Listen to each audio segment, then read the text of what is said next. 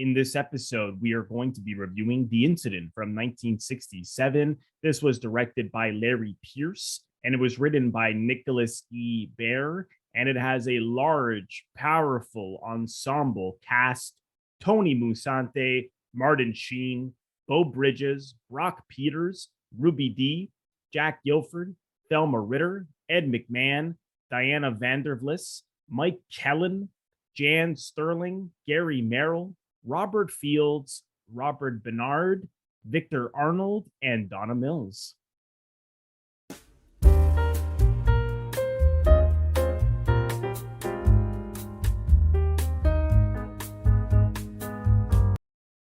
Welcome to Robert Bellissimo at the Movies. This is a YouTube video podcast where we explore movies from all over the world and talk about how those stories were told on film, as well as interviews with various industry professionals who work in film, television, and theater.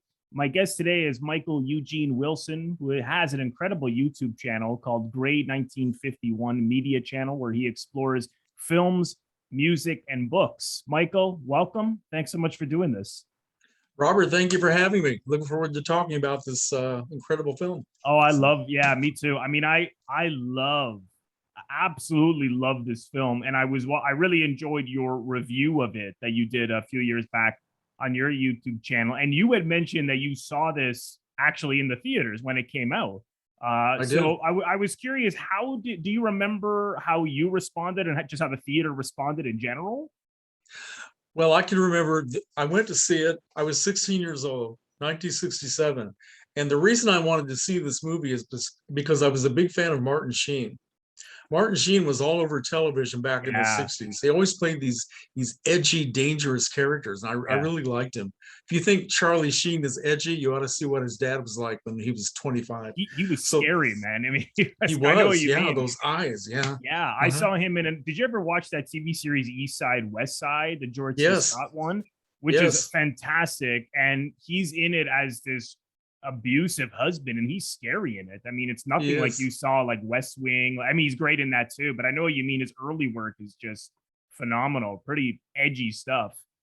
That's one of the shows I remember, and I actually had that episode, so that's very cool. That's great. And so I went to see this movie, and I went by myself, which in those days was unusual because most of the time you went on dates or you went with friends. And that time I decided to go by myself. There were hardly any people in the theater, so there wasn't much reaction at all. And but I was very impressed by it. Very impressed. Yeah, it's a stunning film. I mean, I'd love to see it with an audience because I know before we press record, we had briefly discussed that interview that Larry Peerce did about 5 years ago at a film festival, and he was saying that he had watched it with an all-black audience or nearly all-black audience once, and that moment at the end when the cops come in to the subway and they assume that Brock Peters is the guy who has been harassing everybody on this train simply because he's black. I know you saw it, and he said that the people were just got so mad, understandably, and were kicking their feet, and to the point where he got scared and he ran out of the theater. So I was curious, just how people responded at the time.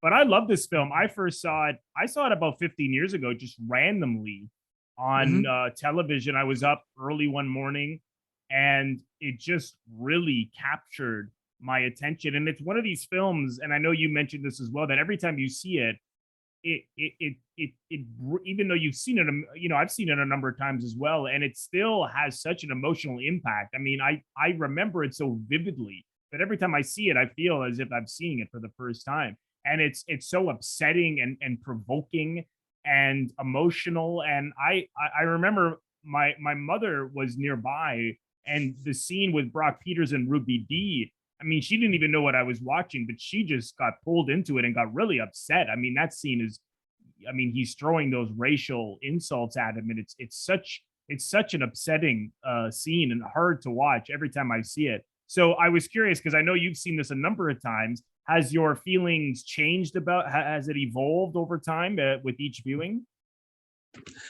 Well, I think that it's still very hard to watch. and it's rewarding to watch because it has so much to tell us.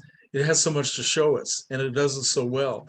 Plus, it's great to see all the terrific performances by the actors. Oh yeah. But I find myself now, since I have seen it so many times, I watched it again the other night with the commentary, and I found myself looking in different places on the screen, watching people's faces and seeing different things that I never focused on before. So I guess in a way, the more you watch a film, you evolve with it. You Absolutely. watch it in a different way. So Absolutely. I mean, this film to me, without those performances, it just doesn't work. And I appreciated how, Larry Peerce was an actor. And as he said in the interview, I mean, he brought them in to rehearse, and they were improvising at first, and he said it was, they were Tony Musante and Martin Sheen were making jokes. They were slow to get into it, and everybody was a little slow to get into it. And suddenly, Musante really committed. And that scene that we see with, I didn't know this, with Brock Peters and Ruby Dee was actually improvised in the rehearsals, and then they scripted it and did it in the film.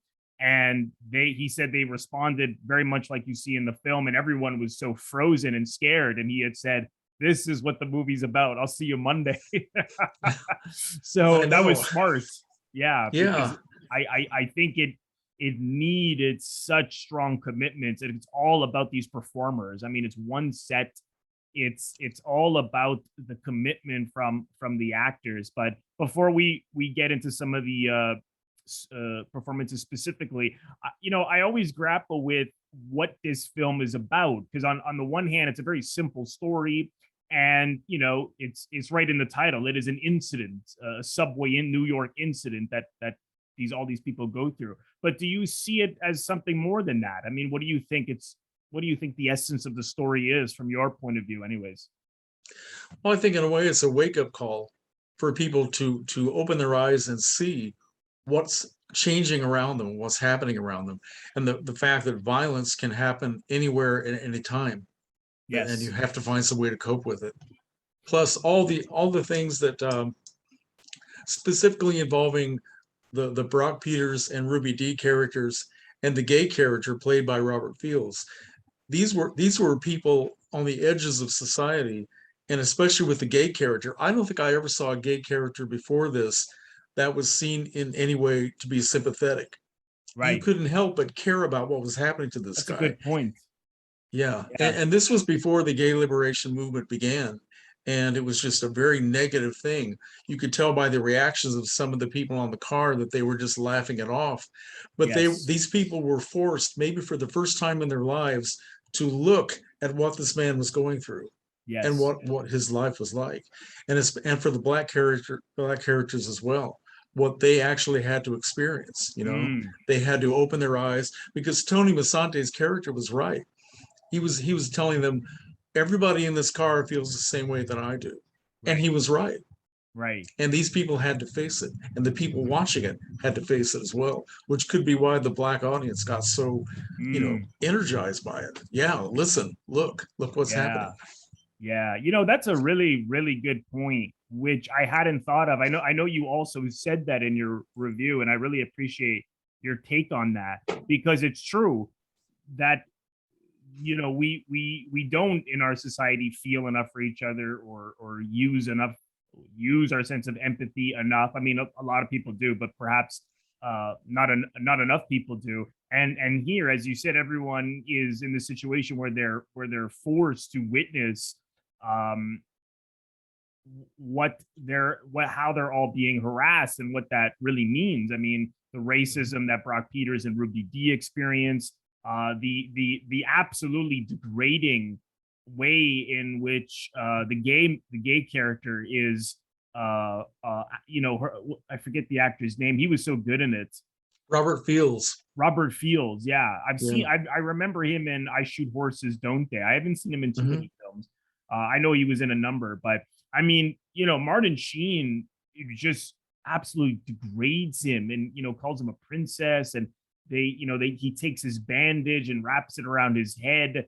And you're right. I mean, they cut to that one character who's with the young girl, Tony. Victor Arnold plays him, and his date says, "What are they doing?" And he goes, "Oh, they got a hold of some queer," as you said. Like, who cared? Like, no one really cared. And they all have this experience that they'll never forget, and maybe the experience will enrich their lives in some ways and make their life, you know, very bad, very, in other ways. I mean, I think the effects of what they experience from Tony Musante and Martin Sheen. But that scene where you see Tony Musante start to bother her, and Tony, or the guy she's on a date with, I always thought that he was groping her. I mean, you can't see his hands, but the way she was True. You cringing, can't. Yeah. I don't know what you thought. I always thought he was, but now I'm not so sure. I don't know. Well, now it's interesting about that sequence because Tony Musante, as badly as he is treating her, and also ridiculing the other guy and showing him for what he is, he actually does her a favor because of what happens with her being in between these two guys. This man that she was just about to make a commitment to have sex with, she realizes that he's not really going to protect her. He doesn't really care enough about her to stand up for her. So in a sense, Tony Musante does her a favor. That's a good point. Yeah. He actually, in a way, he's like kind of like an exterminating angel, somebody who was there to interject himself into somebody's lives and make a change, right? Yeah. So in that sense, he actually did a good thing. Well, that's a good point, because that, the interesting thing about Tony Goya, and by the way, Victor Arnold, he was a really good actor. I know he was also in the 7-Ups with Roy Scheider, and I haven't seen him in too many things, but he acts like this big tough guy before that. Even the exchanges you see that he has with the others on the train, he's like, "Hey, what are you looking at?" He tries to act tough when he's making out with her, and he's almost a little like Joe Ferrone, the two Tony Musante plays, because he's that, because we see all these characters, we see their story, or what they're all, the conflicts between them before they go on the train. And so he is,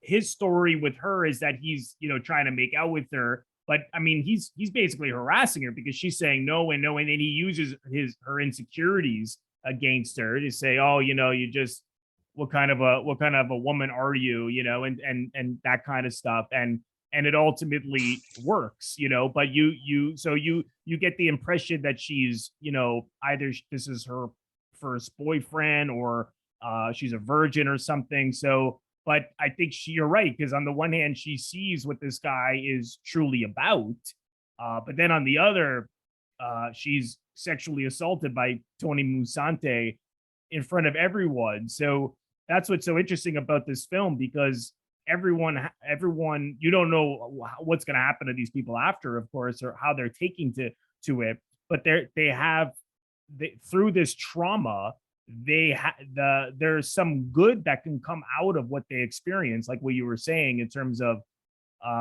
reaching out to people, seeing what the Black couples have to go through, what the gay man has to go through, and that's ultimately going to enlighten their lives. But then at the same time, these damaging effects of being sexually harassed or degraded, or I mean, Beau Bridges is stabbed. I mean, for all we know, he might have died, right? Oh, yeah. Right at the end. So that's what's so fascinating to me about this film, because I'm left thinking, what is going to happen to these people, and how do they take to it? And you really don't know. I don't know. That's true. I don't know if that's something, if you ever think about, what happens to these people after this, but that's something I was really, thinking about, how they were taking to everything. Well, I'm pretty sure that Jan Sterling and Mike Kellin split up after this was over. I have a feeling that marriage was doomed anyway, but after that, definitely. But getting back to the Donna Mills character, I think that in a way, she symbolized what was changing in the 1960s for women. Mm, Men too as well, because the sexual revolution was going on. All the old mores are being thrown away, about waiting until marriage and all that sort of thing, which is particularly an important thing for women. And so she was struggling within herself and her place in this new world. right. And she thought she was being convinced by this guy, and just perhaps by her own curiosity, her own desires and need to be loved. And she thought this was something she could do and a guy she could trust. And she found out, yeah, these two guys are alike. Joe Ferrone Yes. said, we are alike. And Yeah. she was Right. right. Yeah. Right So, before that, with Jack Gilford, yeah, and the irony with Jack Gilford, he's this the old guy on the train, and he's tougher than anyone. He's going oh, after. yeah, yeah, He's I like, know. "Hey, you bum, stop that!" I mean, I couldn't help. He's the bravest person on the train. I mean, maybe he just thought because he was an older man that Tony wouldn't hit him, but I mean, he doesn't hit him. But I wouldn't put it past him that he would have eventually. But I mean, he was so interesting because he was the toughest guy on that train. I love the rapport between him and Thelma Ritter. But Oh, everyone, they're just fantastic. But it's interesting because on the one hand, it's the story seems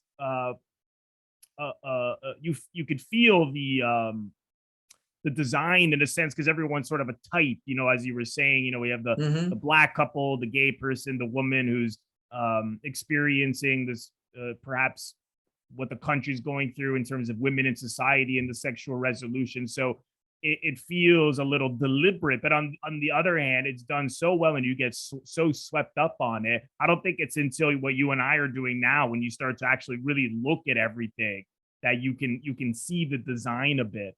Um, but that's not taking anything away from it at all. I mean, I just think it's such an excellent film. Something I wanted to get your opinion on, which I thought was really interesting, was this relationship between Harry and his wife Merrill, Jan Sterling and Mike Kellin. We see them leave this party. They're waiting for the train, and they're having this conversation. She's saying, "You don't make enough money. Look at the women at this party; they have better clothes." And he's saying, "Well, I'm just a history teacher. You should accept me for who I am." She also implies, he was bad in bed. They didn't have any they don't have any children. But right. the film starts with just on her legs as she's walking back and forth, and I wondered why they did that, because there's something sexual about it. There's something alluring about it. And I mean, she was a very, a really attractive woman. And I'm like, I don't know. I always wondered, why is he doing that? Because there's nothing remotely sexy about that scene. I don't know if you ever gave any thought to that. Well, it was a very odd scene, and the way the husband was looking at her, sort of helplessly, as if there's no connection there at all. Whether he's bad in bed or she's cold, she would probably have a different opinion about that than he would. But it's just looked like a total mismatch. Yeah. Somewhere along the line, she realized I married the wrong guy, and he realized he married the wrong woman. But he seemed more amenable to trying to make it work. Just accept me as I am, Yes. and you might Yeah. be happy. But she wasn't able to do that. So, Yeah. It's almost as if she's it's almost like looking on a beautiful woman who you can never be with. I mean, the fact that we're mhm. seeing her legs is, again, very attractive woman, and here's this guy just sitting there helplessly on the bench, not knowing how to reach her and what to do with her. I tend to disagree a little bit about that relationship. When you said, it's a marriage that was already doomed. I mean, I think you're probably right, but the one positivity I see from that argument they have, I mean, they get into this vicious fight. You start to see uh she's telling Joe Ferrone to let everybody off the train. They're hijacked this train, and he then again, like he did to the other young woman, he starts to sexually harass her. He takes her hat off, he's stroking her chest with her hat, he's being very flirtatious with her. Mhm. And her husband, again, very much like the other guy, he's like, they're like an older version of the younger couple.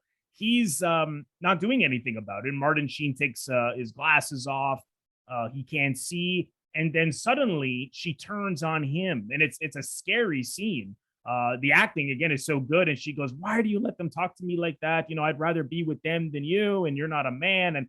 And they just start hitting each other. And the one Yeah. thing I thought from that is, um, maybe the fact that he got so angry at her once was just a different color that she hadn't seen before in him, that maybe she wanted to see. Like he seemed pretty tough to me in that moment.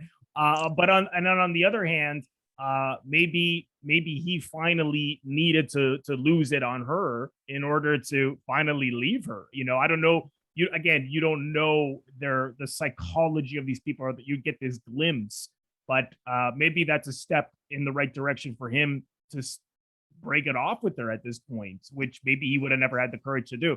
Again, it's pure speculation, but I've thought about this film so much that it just I want to go into all these people's lives. You know, it's so Yeah, yeah. fascinating to me. Well, that fight that they had was so intense. Oh yeah. And as Larry Peerce said, the two actors actually hated each other, which Oh probably is what wow. made it. Yeah, when they worked it out, they ended up actually hating each other, which made that intensity come through. But it had a sort of an odd finish. They just suddenly got quiet and sat down where they were Yeah. before, and that was it. Oh, that's true. Kind of Yeah. strange. What I love about all of the people getting on that train is that they mostly in conflict with each other, men and women. A lot of the themes are very universal or very ordinary, like things that people are arguing about as we speak. You know, you have a couple arguing about whether they should have another child, and they're struggling with money.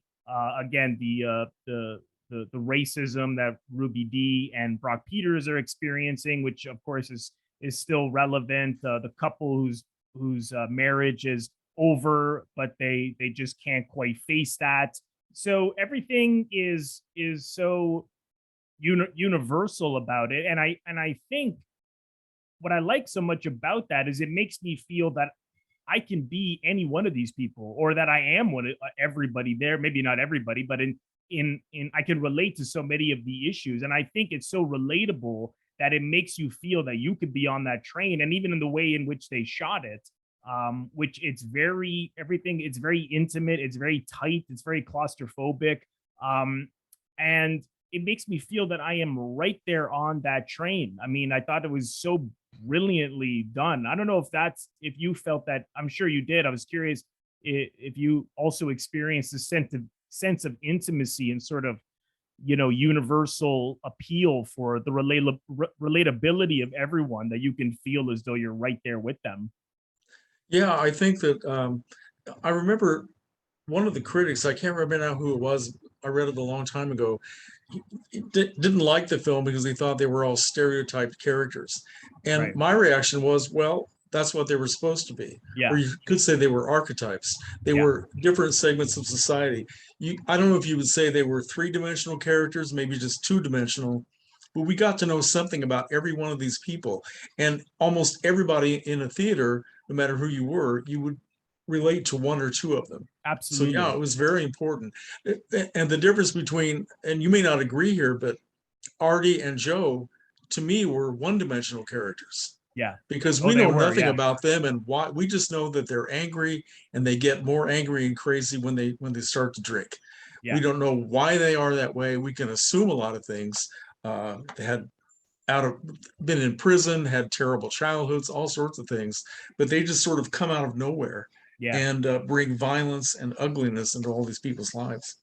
Yeah. No, I totally agree. And that the critic who said that, yeah, I mean, sure, yeah, excuse me, they are all archetypes, but I don't see that as a bad thing. I mean, I don't think the point is to explore all of the problems that they're facing. I think it's about everything that we're discussing. It's about, how if we all got on that train, how an incident like this, boom, could change your life forever.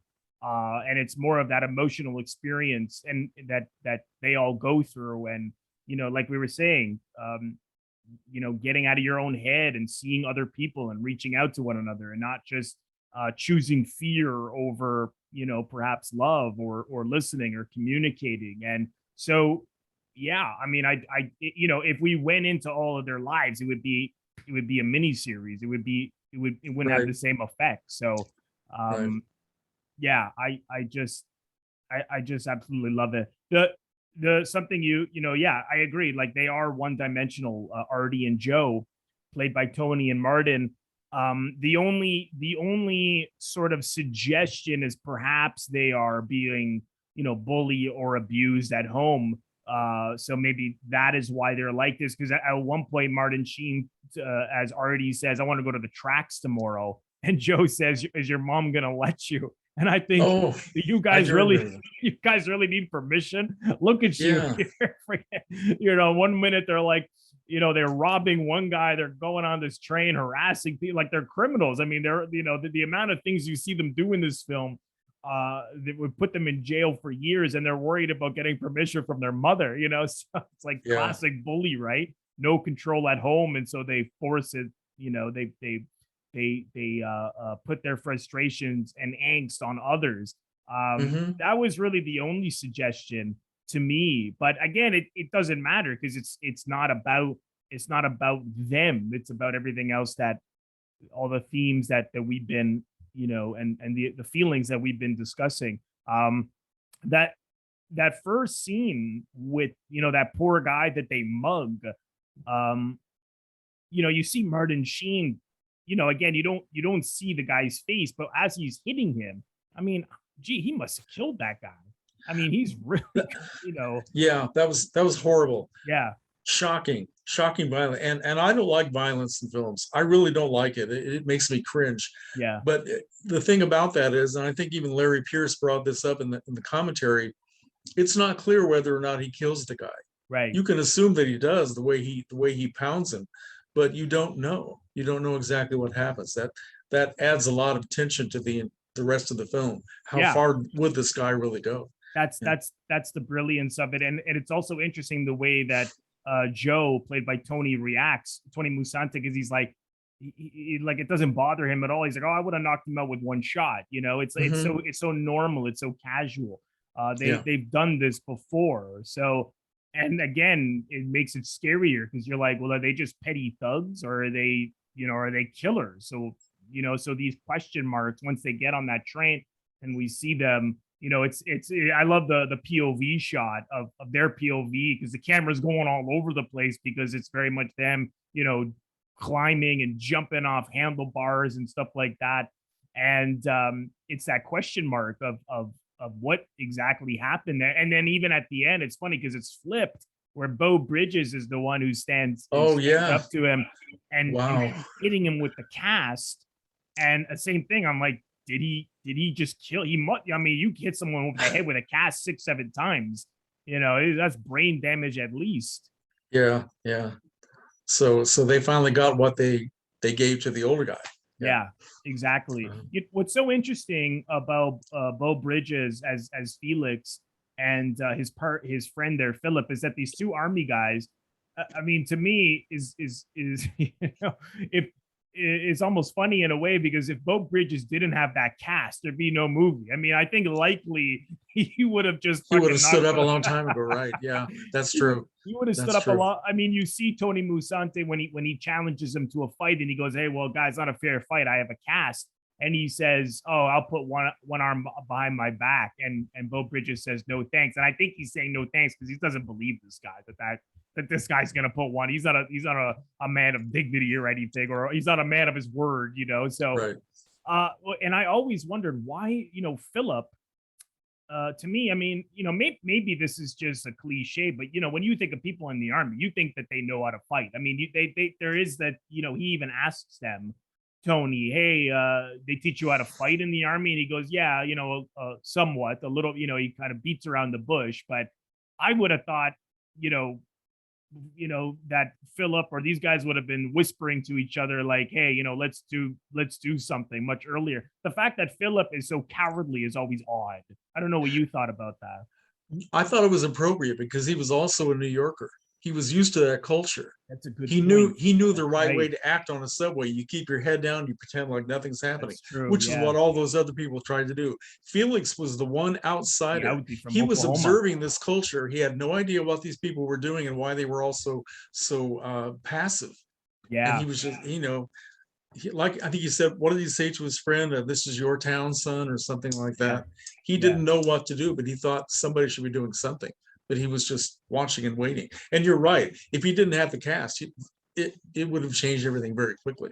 Oh, So, definitely. Yeah, yeah. definitely. And I know that Larry Peerce was saying that because this is still in the days of the production code. I'm actually shocked that they even got the film through, but apparently they said, Right. that ending could only be 16 seconds, that fight. Mhm. And it's very, very quick. Before you know it, boom. He stabs him. I had to watch it a couple of times. He kicks the knife out of his hand somehow, and then he starts to just pummel him. Of course, you don't see that. But it's jaw dropping. I wanted to touch on something that even though that I now know that scene with Brock Peters and Ruby Dee on the train was improvised, and they put it in the film. It's interesting to me. This is during the civil rights movement, of course. Martin Luther King, 1967. He's still alive, and I wondered if that was sort of a comment on the civil rights movement, because you see Brock Peters as this angry person who feels that he is in war with white people, who feels as though he has to use violence to get Mhm. ahead. And Ruby Dee is more, with the social, she's a social worker, and she says, basically, well, we have to wait. I mean, she doesn't necessarily say that. She says that the people at that meeting that they went to, that they're coming from, were saying, well, let's just be patient. And Brock Peters is sick of that. But then he says, I'm gonna if anyone looks even cross-eyed at me, one white person, I'm just gonna knock about it. And she says, well, they'll kill you. And he goes, well, you know what, at least I'll take some of them out on my way. And of course, that's what we see he's faced with. They do more than look at him cross-eyed. I mean Musante is vicious. I mean, it's so nasty what he says to him. It's so upsetting. And so he has a choice there, Brock, to fight or to not do anything. And what's interesting is that Ruby Dee, his wife, says it's not worth it. She said she's calling out to him as Martin Sheen is holding her back, like it's not worth it. And he sits down. And that to me was what Martin Luther King, is all about, just nonviolence, right? Just, that's what they want you to do, Mhm. and to give you a reason to kill you, basically, and I was fascinated by that, the strength of his character, Brock, in that sense, to sit down, so I was curious if you thought any more of that, or what your opinion was on that. No, I agree with you. I think that in a way, Joe Ferrone again did something that was very negative, but in a way also positive, because Yes, he made Brock Peters' character embrace nonviolence to save his wife. Now, exactly. if Artie had a hold of anybody else in the car besides his wife, he may not have reacted that way. But Right. all he thought was important, as much as he wanted to pummel this guy, and he had every right to do it, he wanted to save her. He knew that if he did pummel this guy, she was going to get her arm broken or even Yeah. worse. Yeah. So it was, and the fact that he started crying, Oh it, God. Yeah. I wonder what it was like for Brock Peters to actually make that scene. I want to read you something in Yes. this little pamphlet in the incident, because I read this today and I thought it was a very odd take on what happened in that scene. But let's see. Hope I can find this now. Okay, talking about the Brock Peters character. Bravely, the film dares to portray Peters as a militant black man who, get this, when the opportunity to get tough arrives, cannot summon the courage. Hmm. That's how this woman, her name is Julie Kurgo, that's how she sees that scene. I don't think she watched it very closely. I Yeah. thought he showed No. tremendous Yeah. courage and Yeah. tremendous strength Yeah, in that scene. I totally disagree with her on that, because Yeah. because Ruby Dee is right.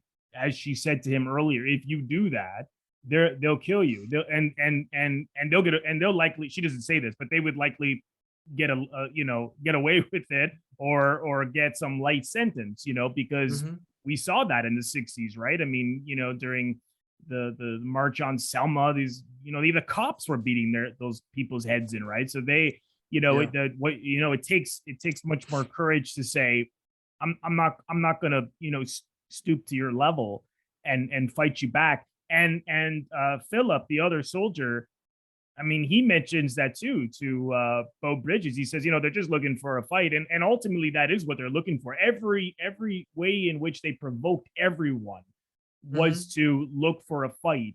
And there's a wonderful reaction that Tony Musante has that, again, is just, it's perfect acting when he's provoking Beau Bridges, and he grabs his hand, and Beau Bridges looks as if he's about to hit him, and suddenly there's this smile over Tony Musante's face, and his face is shaking. He's quivering in the sense to say, come on, come on. It's a and Beau Bridges says no thanks, and he says it's all right, and he just sits down, and that is just perfect acting, because to me, Musante, every exchange he was having was to fight each and or most of them, anyways, each and every single one of these guys, and he ultimately gets it in the end, Hmm. and he deservedly gets his head, knocked in. I love the scene. I mean, this guy goes for he stoops to the lowest level by going after that little girl right at the end. Of course, Oh yeah, that's yeah.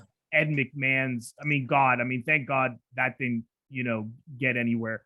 Ed McMahon and Diana Vandervlis. He goes after them last, and uh, I didn't know this. I had seen that interview with Larry Peerce before, but I refreshed myself watching it last night, and he was saying that Ed McMahon had more dialogue in that scene, like, "Hey, if you touch me, I'm going to knock you out," and it just wasn't working. So he had asked Diana Vandervlis, "What would you do? Is you would cover his mouth, like don't Yeah. even talk to them." Stop talking. Yeah. Yeah, and that's what she was doing, and it was so Hmm. real. I mean, because he does say to her, "Keep away from her," and then she keeps covering his mouth and says, "Don't talk to him, don't talk to him," and that, of course, is egging him on. And the fear that Ed McMahon, and this is his first film. I mean, it wasn't like he was, he was on the, as it's well known that he was on the Tonight Show with Oh sure. Johnny Carson's right hand man, and but Larry Peerce felt as though he had to do some sort of tricks on him, and treat him badly on the day they were going to shoot, just to get that fear into him. And he said he even had Tony Musante and Martin Sheen get into a fight in front of him, just fake it so he'll like Hmm. think, what, these guys are kind of crazy or something. And I thought that, whatever he had to do to get him to do it, it clearly worked. I mean, I don't always agree with having to provoke actors to get a response, but I don't think he did anything that was, so over the line, like smacking him in the face or anything. It wasn't anything too bad. But it worked beautifully, because I thought McMahon was incredible. I don't know how you felt Oh, he about did a him. very good job. I Yeah, was surprised, and yeah, me when too. I remember seeing this, I wasn't that familiar with watching him on the Tonight Show. I thought maybe he was partly an actor as well, but I guess he wasn't really an actor, as far No, as I know. He didn't do the many things outside the Tonight Show. How I didn't understand why Larry Peerce said that he was sort of forced to take Ed McMahon on. He made it sound like he was just part of the package or something. I didn't really perhaps. understand that. Yeah, Otherwise, why would he cast Ed McMahon? That doesn't make yeah. any sense. But it turned out to be a very good casting choice. Yeah, it worked out well. The only other movie I've seen him in, which not the best movie in my view, but he's quite good in it, is Fun with Dick and Jane, the one, the original with Oh, Jane okay. Fonda. I forgot he was in that. Yeah. Yeah, Okay. I mean, he's been in, just looking at his IMDb, he's been in he's been in a number of things. He was in a number of things, but this was one of his first. And I mean, he's, you can barely recognize him. I mean, he's so believable as this working class guy. I mean, even that scene they have before, when he's saying, "Oh my God, I'm only going to get 3 hours of sleep before work." She wants to get into the cab, and he's like, "Oh, I'm not Hmm. paying for a cab." And Yeah. he's this down on his luck sort of guy. It's really really fascinating. The only guy you don't see as much of is Gary Merrill, who's a wonderful actor. I mean, I loved him in All About Eve and Where the Sidewalk Ends, the film noir. But his part, he's this, alcoholic, and he's trying to, you see him before Robert Field sees him in the bar, and you get the impression that he's trying to come on to him. He asks him to go downtown, and Gary Merrill shoots him away. And he has that scene with Tony, because they're, as there's that homeless guy on the bench, and they're gonna light a match and put it in his socks or in his mouth, and he tries to get him to stop. Yeah. And he basically shuts him down, scares him, and that's it. But yeah, his scene was the least interesting to me. It's a good scene, but it to me, the others were much more impactful. I don't know how you felt about that scene. Well, in a way, his scene where he speaks up and tells him to stop harassing the old guy, because he identifies with this drunk. He sees That's himself true. in this guy. Yeah. But in a way, he's the one that starts it all. If Yeah. he had just let them harass that guy, then maybe that's as far as it would have gone, because all of a sudden Artie and Joe That's a were good in point. attack mode, right? Yeah. So Yeah, that's a yeah. good point, because then it they're almost like loose animals. If you start to hiss at one, they go to you, and then you start to hit, just the littlest thing, boom, Yeah. they'll jump. I mean, they're like lions. That's a good point, because again, I don't think he had a clue that these guys were going to do this. It was kind of like, hey, Oh, yeah. what are you doing? Stop. Mhm. And And there was a point later on in the film where they almost seemed like they were getting tired, or they were just ready to sit down and just cool it for a while. Yeah. And they were Yeah. right opposite Felix and Robert Banner character, Philip, right? Philip is his name? Yes. Yeah. The Italian guy. And Felix starts talking to them, and that gets them started again. Yeah. Right. It's almost as though they were going to calm down and nothing else would happen. But Felix thinks he can be friendly and say, okay, you had your fun. It's time to calm down. And that doesn't work. That has the opposite effect. So right. Yeah. And he was also grinning at them. And I think that really pissed him off, because they're kind of he's smiling at him. And Joe even says, I don't like the way you're talking. I mean, like he took it so personally. He's like, I don't like the way you talk to me. I don't like the way you're looking at me. And all this guy's doing is smiling. And and I'm sure you've been there, and I've experienced that, and I've seen it on trains. It's like, you just look at someone who's maybe not someone you even want to look at, and then suddenly, what are you looking at? Yes. And actually, one thing I forgot was that Martin Sheen said, "You talking to me," before De Niro did in this film. Yeah, that's true. Yeah. Maybe that's where they got the idea for that line. I don't know. Because I forgot about that, because as soon as Gary Merrill says, "Hey, fella," and he's like, "You talking to me?" And I just, maybe Martin Sheen needs to get credit for that line. I remember years ago, I used to work in a theater in Toronto, and Robert De Niro was there, and I had to take him in this elevator to the green room. And, sure, of course, there's a lot of people there calling out his name. And right before he got into the elevator, this guy, which, probably for the billionth time, screamed out to him, "Hey, De Niro, you talking to me?" And he just rolled his eyes like, oh my Not God. again. No. Yeah, that's I funny. wish I had got a photo or videotaped it, because it was hilarious to see him react. Like, he just could, he didn't say anything, but he was just like, you could tell it was something he had heard. Yeah. I wanted to ask you something. Go ahead. It's about the language in the film. Now, this was 1967. So it was a year after the big shock of Who's Afraid of Virginia Woolf, where all the language barriers were starting to break down. Right. And so it's a year later, the same year of Bonnie and Clyde, and then things would even progress more in the years to come. But there's no foul language in this film other than the N-word, right, which of course is always ugly, and it was shocking, and yet it was appropriate for what was happening in the film. It was very, you would have expected this guy to use that word in the way he did.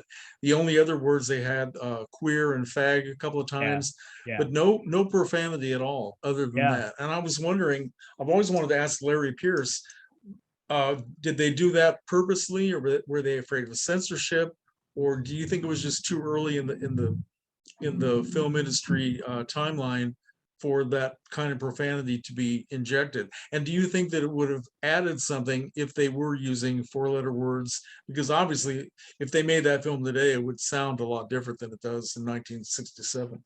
It's a really good question. I hadn't thought of it, and I actually wonder.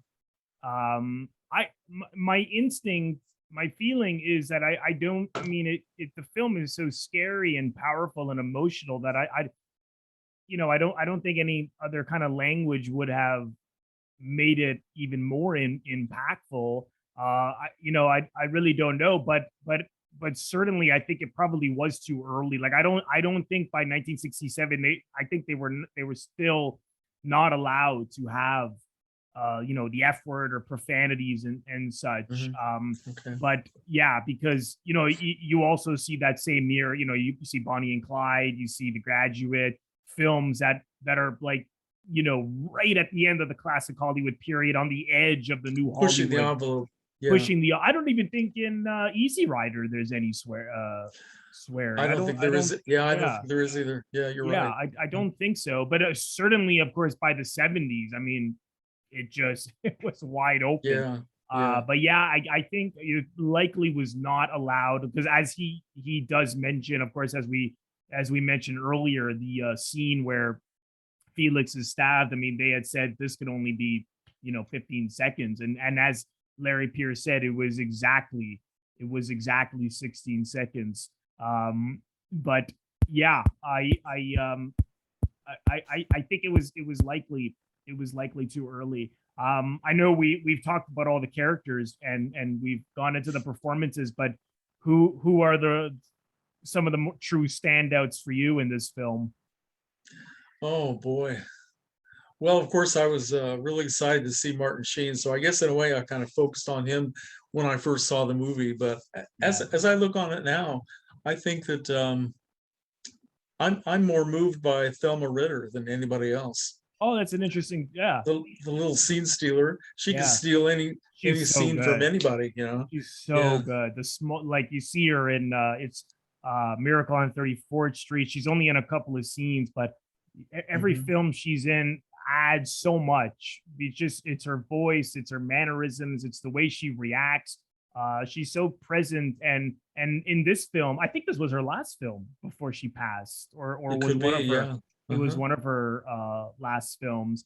But yeah, that scene where he really scares her, Tony Musante, and apparently as he says, Larry Peerce, she was not someone used to improvising. What's interesting about the cast is you have the classic Hollywood actors, Gary Merrill and her and others who were very much part of the classic system. They were both in All About Eve, which Larry said was one of his favorite film. And then you have like the people who went to Method Style and Neighborhood Playhouse, Martin Sheen, Tony Musante, and some others. But so they were not used to improvising. And as she just said, I don't know what to say. You give me the script, I say the lines, and whatever she did, she just reacted as that character in that situation, as she was absolutely terrified of. And I had never seen, because she usually was very tough, in a lot of films, and I had never seen her in that way, and I thought it was very effective. Yeah, very, very real. And it was appropriate that she slapped him, and That's you right. wonder why he would not slap her back. But then, as Larry Peerce said, that maybe there was something inside of him that saw her as a mother figure, and he couldn't bring himself to do it. That's what I thought. I'm sure he wanted to. Yeah, because again, it goes back to the beginning where your mother's gonna let you go to the track tomorrow. Like it's like a fear of and like I said, I mean, her, her husband, he's the roughest with him. I mean, the only they squeeze his hand, but that's only because he was about to pull the emergency brake. Otherwise, they didn't touch him.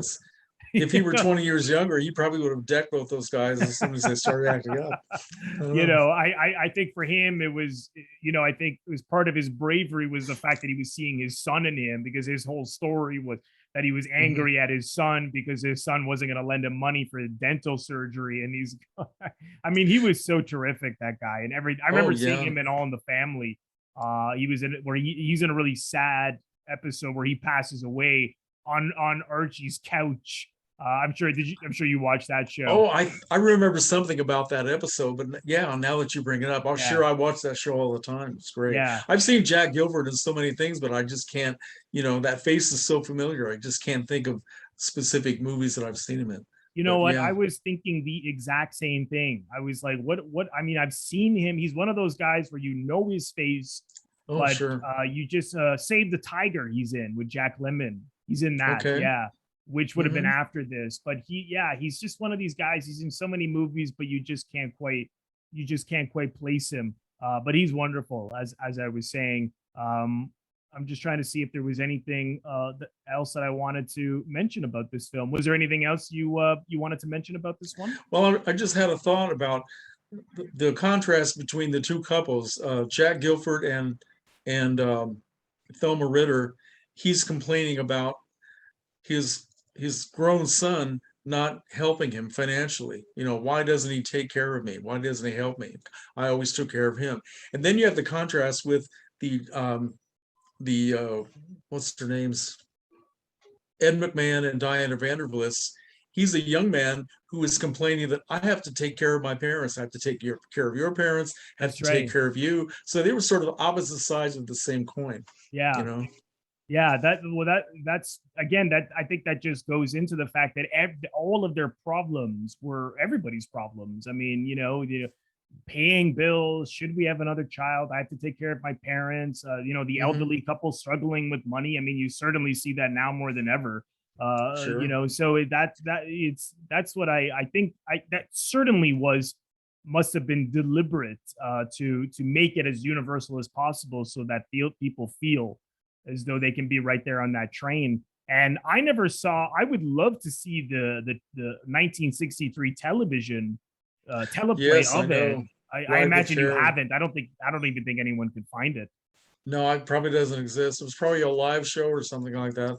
Yeah. But Tony Musante, he was the only cast member who came back for the film. Hopefully one day someone will find that TV version. I don't think so, but that'd be great. Yeah. Sometimes those things do turn up though. They do pop up. Yeah. Some online seller who somehow managed to get these old TV shows, and they're usually very difficult to watch. They're bad prints. Yeah. But it's worth seeing if you can. Yeah. Now, Tony Musante did that TV show called Toma. Yeah. Which I remember it was on, but I don't think I ever watched it.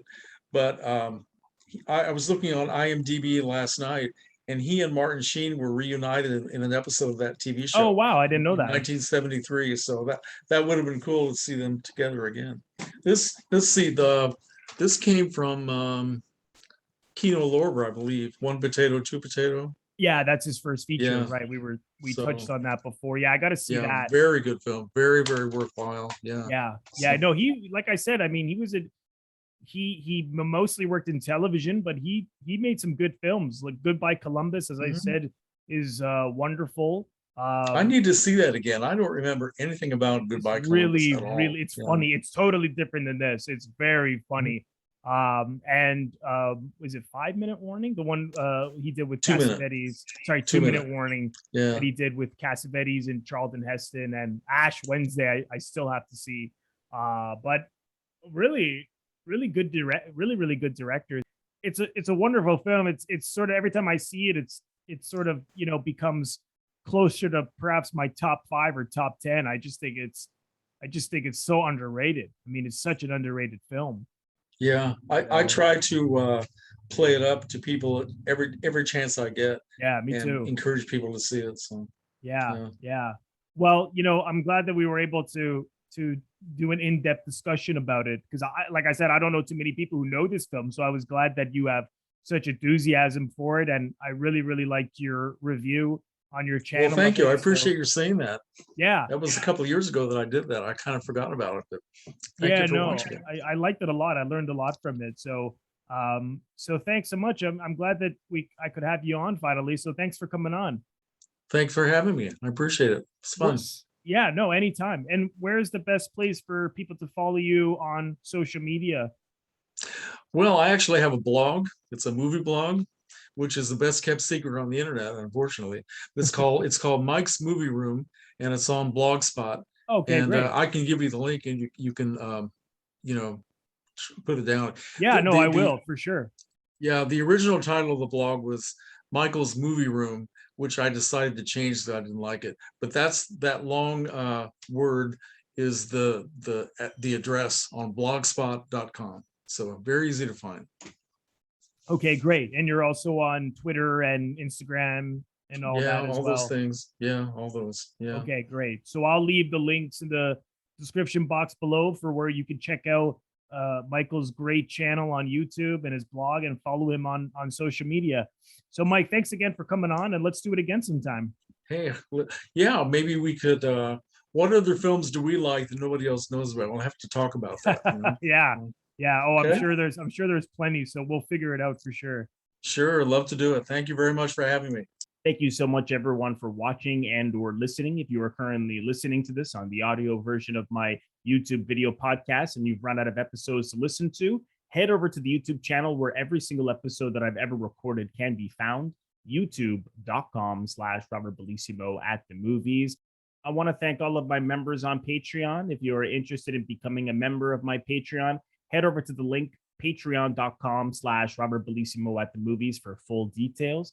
Patreon is bonus content created by me month in and month out, and it is based on polls that I put out at the beginning of every single month, which as a member, you will very much have access to vote on, which means that you will be part of the decision making as to what I do on Patreon month in and month out. So if you like my work and you're interested in supporting me over on Patreon, head over to the link for full details. And lastly, if this is your first time here on my YouTube channel and you haven't yet subscribed, please consider doing so by pressing the Robert Bellissimo at the Movies logo. You will see it floating above my head in the top left corner to your top left in just a second.